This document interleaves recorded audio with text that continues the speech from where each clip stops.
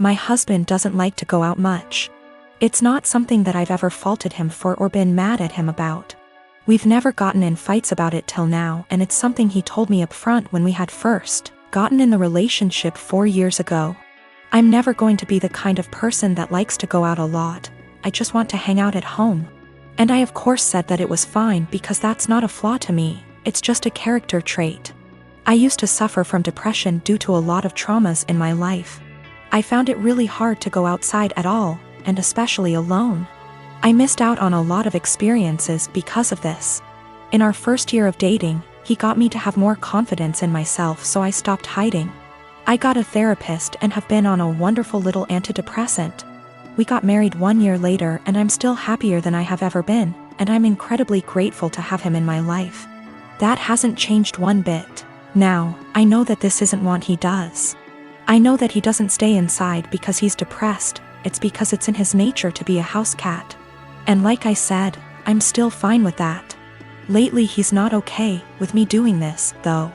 If I ask him if he wants to see a movie with me and he said no, or the more common, I don't know, maybe, I'll usually ask him 2 more times, and then if he still says no, or maybe I'll go by myself. It's the same with going out to dinner, taking little classes, etc. We had fun with this at first. I would come home from doing the thing and then I would excitedly tell him what I'd done and the people I'd met. He'd happily listen and hug me and kiss me on the forehead. It was a really beautiful thing. At one point we called it My Little Adventures, and I would take Polaroid pictures and show them to him and then hang them on the kitchen wall. It was a seriously beautiful point in our relationship, and the times that we would go out and take Polaroids together were some of the happiest times in my life. I even made it a point to have us go to things that he liked to do. It was great. It was seriously so great. About 2 years ago I asked him, "Hey, I've been really passionate about learning a language and eventually going to this language's place of origin. Do you want to study it with me and then go there too?" And he said no to the language, but maybe to going with me. Cut to now, and I'm pretty good at this language. I decided about 4 months ago that I am going to this place. I asked he would still like to come with me, and he said no and got kind of upset that I had learned this language without him. "You're the one that's going to know anything. There's really no point in me going." I was kind of taken aback because during the process he was really supportive. I didn't really push it, but I apologized and went somewhere else to clear my head about things, and we were fine later on that day. I bought the tickets for me and my mother to go to the place about 4 weeks ago, and ever since then, things have been really tense. If I ask him to do minor things, like come to the grocery store with me, he gets a bit of an attitude. I can tell that he knows this is ridiculous though, because he'll say sorry almost immediately and be sad and quiet the rest of the time. I've tried to talk to him about what's bothering him, but he keeps either saying that it's nothing and he doesn't want to talk about it, or will tell me not to press it and then get mad and leave. I don't know what to do at this point. Our relationship has been so great, but I can feel things being strained. I can feel him kind of slipping away. I don't know what to do. I thought about buying him a ticket to the place anyway and surprising him, because I really would love it if he could go with me, and I know for a fact it's somewhere he's always been interested in. But I also don't want to force him, because I hate forcing people to do things. However, I also don't want to stop having these experiences for myself just because he doesn't want to.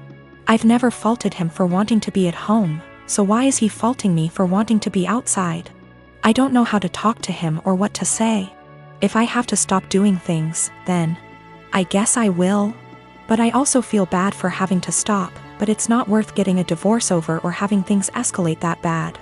I just don't know what to do or where to go from here. We had a bit of a long talk.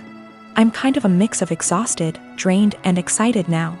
He said he feels like he's drowning in my success. I said I would learn a language, and I did it.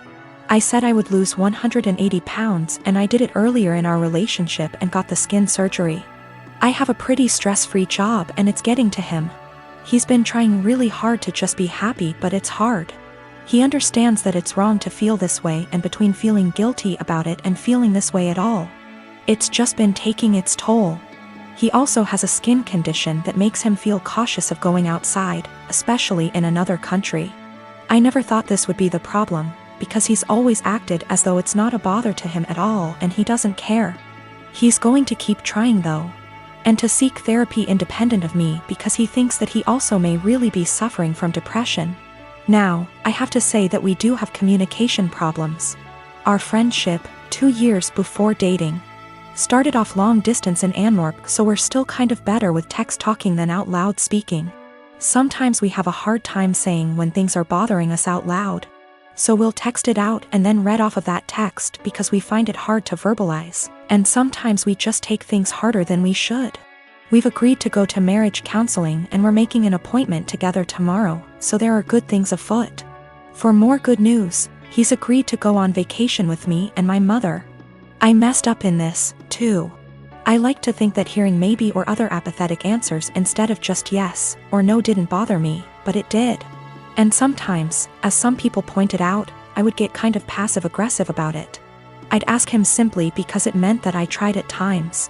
I'm not proud of it, but it happened. I'm going to work on that more in myself as well.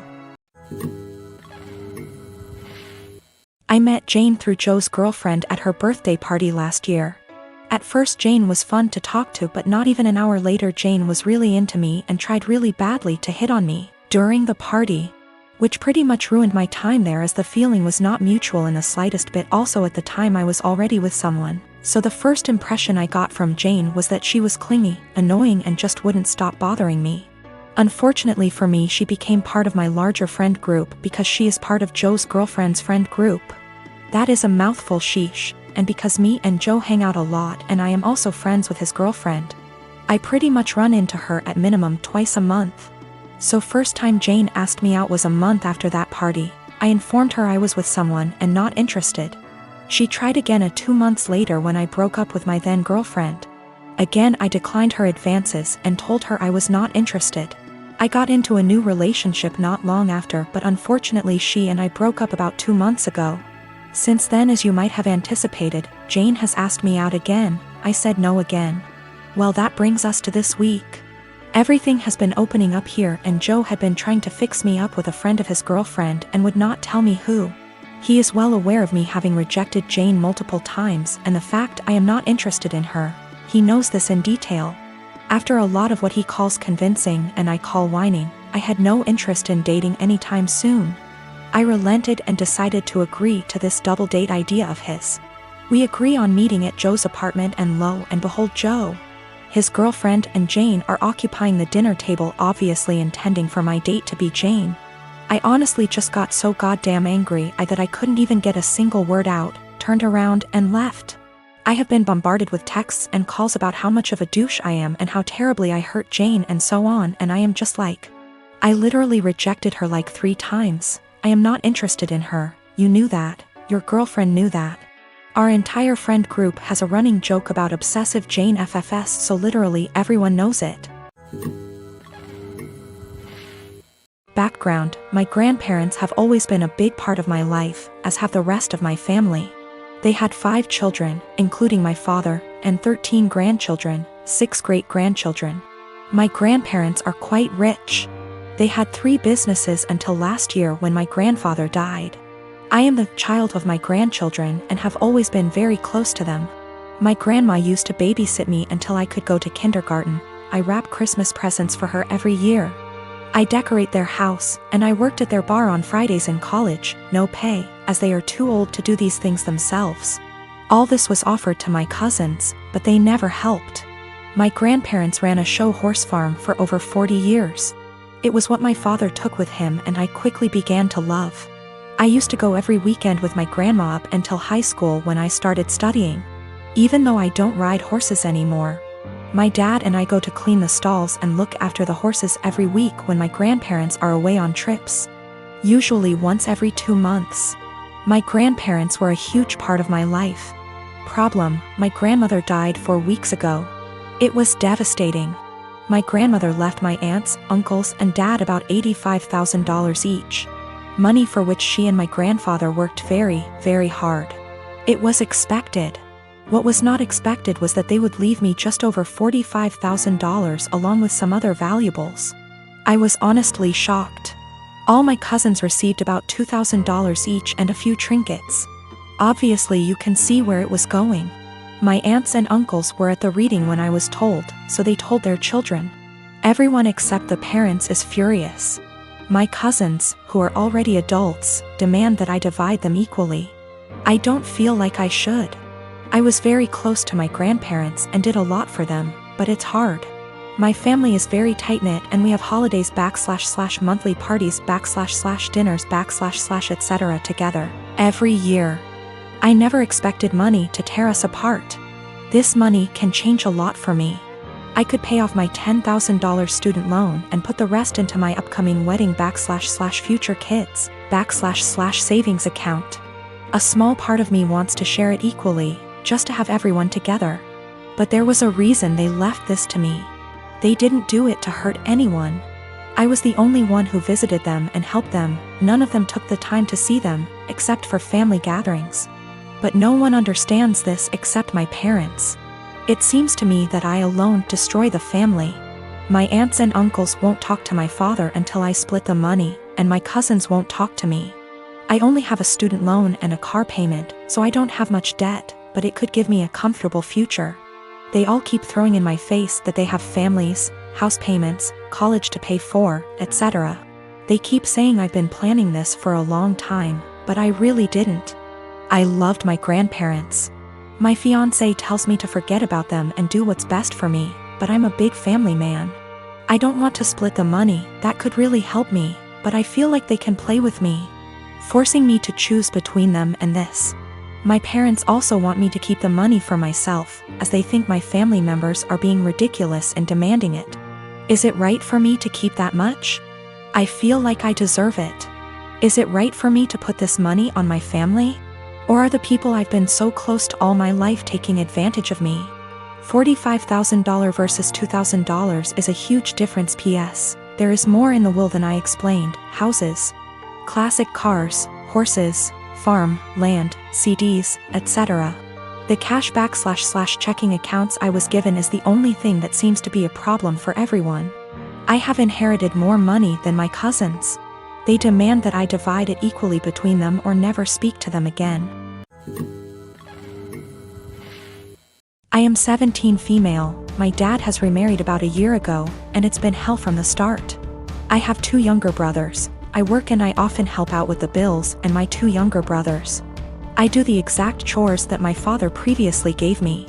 My room is always clean. I do the dishes after dinner. I do the laundry every week. I am in charge of cleaning the kitchen, living room and back patio, as well as taking our trash.